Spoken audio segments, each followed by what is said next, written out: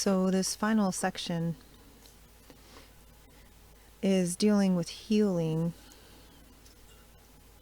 and it also talks about different types. Although there's one type of true healing, and then there's a false healing. So starting with the false healing, I guess that is where the body is healed, and different aspects are spoken of where maybe some person who has gained some understanding of healing, maybe it's a faith healer or maybe it's a doctor, and they are able to help the person with the effect.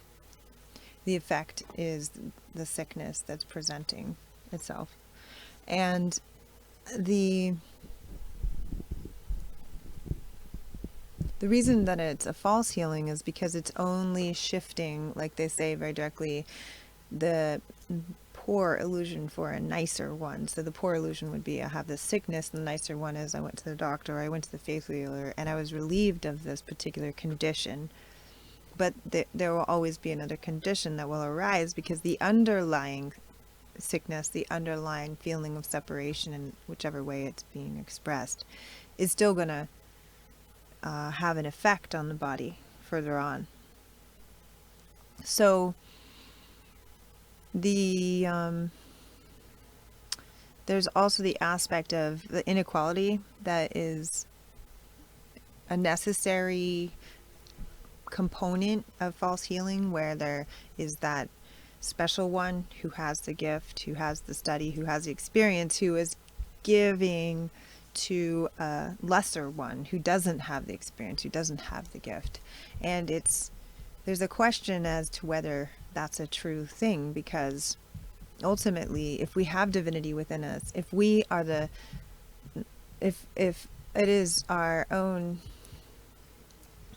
inability to accept God that has brought us to the point of sickness, that it would be our own decision to accept God that would relieve us of that sickness. So to experience true healing, then we have to go in that direction. We have to go within, to directly to God, and be willing to be shown the places where we haven't allowed love to come to us. Because that sickness is presenting itself on the surface because there's that underlying dissonance that hasn't been recognized or recovered to harmony. So the final understanding in this, it closes with this beautiful prayer, that there be a recognition within the heart of those of us who are seeking to be healed, that God loves us so, so much, and that He will never, ever stop calling us home. And as we begin to turn towards Him and respond to that call, opening our hearts and our lives and our minds to His instruction, making ourselves available to Him through prayer and forgiveness, that we experience true healing, a healing that's not going to result in some sickness down the road, but a true healing where we can stand in this fullness in His presence, and this,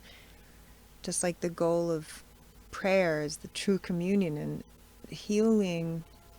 physical healing is not a goal, but an effect of praying truly, an effect of forgiving truly. And it's not, the healing's not the goal, but the result of those things. And so that, the beautiful prayer at the end, which